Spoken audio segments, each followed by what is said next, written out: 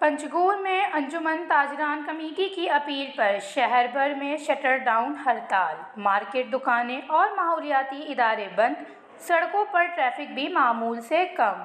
ताजरान committee के सदर फरीद नवाज के मुताबिक शटर डाउन हड़ताल पंचगूर में चीनी लाने पर ताजरान कमेटी को दरपेश मुश्किलात और बाजार में मुसलसल डकैती की वारदातों के खिलाफ की जा रही है। कराची से जो चीनी पंचगूर के लिए परमिट के जरिए लाई जाती है, उसे बलूचिस्तान की हदूद में कस्टम, पुलिस और लेवीज रोक कर ताजिर बरादरी को नाजायज तंग करके उनसे भारी रिश्वत तलब करती है। न देने पर गाड़ियों को 3 दिन तक रोक कर परेशान किया जाता है। इसकी वजह से पंचगूर में चीनी का बहरान पैदा हो गया है।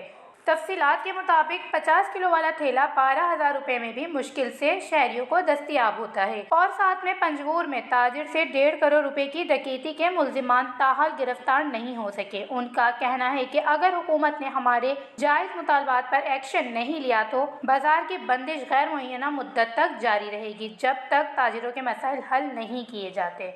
वश न्यूज़, पंचगूर, बलूचिस्तान।